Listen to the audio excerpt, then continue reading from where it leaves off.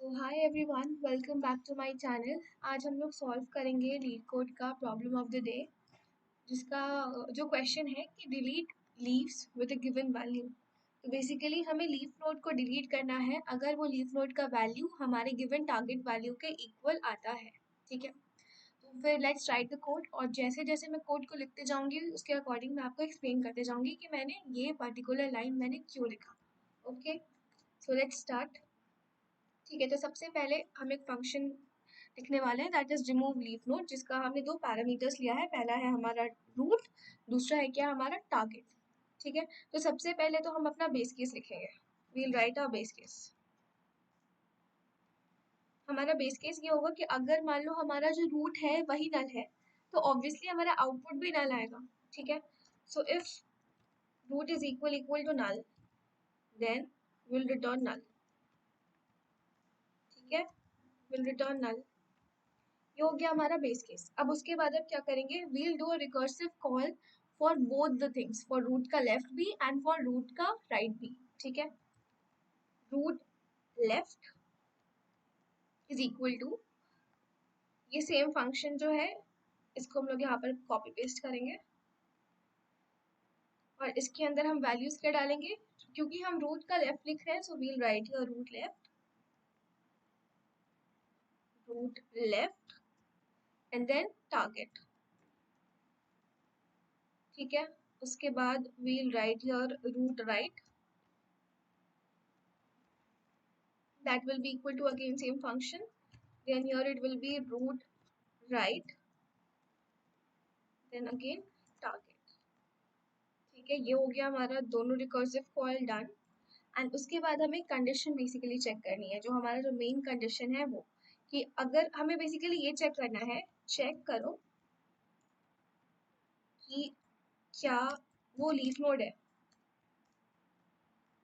Leaf node मतलब क्या हुआ, लीफ नोड मतलब वो कि उस नोड का तुम्हारा लेफ्ट भी नल है, उस नोड का राइट भी नल है, तो ऑब्वियसली वो जो नोड होगा हमारा वो होगा हमारा लीफ नोड। ठीक है, तो हम लोग यहाँ से चेक करेंगे कि if root left is equal to null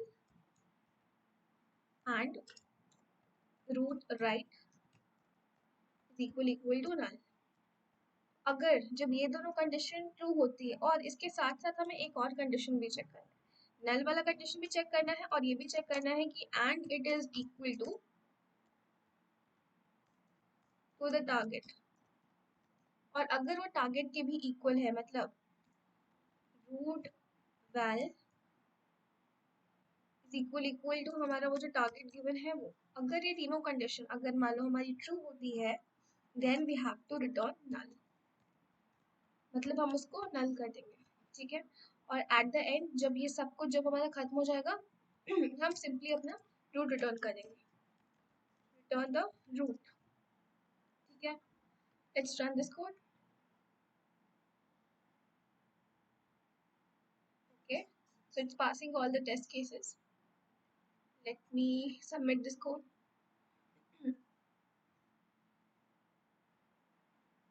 Okay, so it's correct. So let me just revise this code once again. इस क्वेश्चन में ये बोल रहा है कि हमें डिलीट करना है लीफ नोड को with a given value. Let me read the question once more. Given a binary tree root, ठीक है, and an integer target, हमें डिलीट करना है all the leaf node with the value target. ठीक है, हमें वो सारे लीफ नोड को डिलीट करना है अगर वो वैल्यू लीफ नोड की वैल्यू उस पर्टिकुलर टारगेट के इक्वल है। तो कोड बताती हूँ मैं फिर से।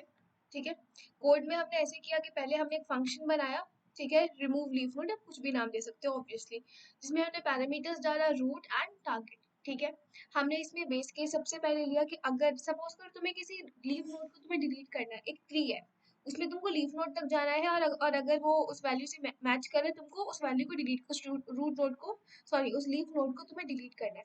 बट अगर मान लो जो तुम्हारा ट्री का रूट है अगर वही नल है, तो ऑब्वियसली उसके नीचे कुछ होगा ही नहीं ना, तो फिर इसलिए अगर रूट ही हमारा नल है तो हमें नल सीधे के सीधे रिटर्न कर देना है। ठीक है, उसके बाद हमें एक रिकर्सिव कॉल लगानी है रूट लेफ्ट के लिए, क्योंकि ऑब्वियसली रूट लेफ्ट मतलब कि आप बार बार ऐसे लेफ्ट का कॉल नहीं लगाओगे ना अलग से, आपको आप रिकर्शन का यूज कर सकते हो। तो रूट लेफ्ट का पहले कॉल लगाओगे, ठीक है, जिसमें आप पास करोगे क्या रूट लेफ्ट को, टारगेट एज इट इज रहेगा, क्योंकि target is not going to change throughout the execution. उसके बाद हम ऐसे सेम टू सेम रूट के राइट का भी कॉल लगाएंगे, जिसमें हमारा पैरामीटर होगा रूट का right and target will remain as it is. उसके बाद दोनों को रिकर्सिव कॉल लगाने के बाद हम चेक करेंगे, चेक करो कि क्या वो लीफ नोड है and it is equal to the target, and it is equal to the target, ठीक है। तो वही करेंगे, पहले रूट के लेफ्ट का चेक किया हमने, if root left is equal to null, and we'll check for the root right, if root right is equal to null, and then we'll check for the root value, if root value is equal to null, and if they are satisfying the condition, then we are going to return here the null, ठीक है। and then finally जब conditions हमने जब check कर लिया, we'll return the root. So this was all about it. So thank you so much. If you did understand the code whatever I tried to explain, then please do like my channel, do subscribe my channel, and do like this video. Thank you so much.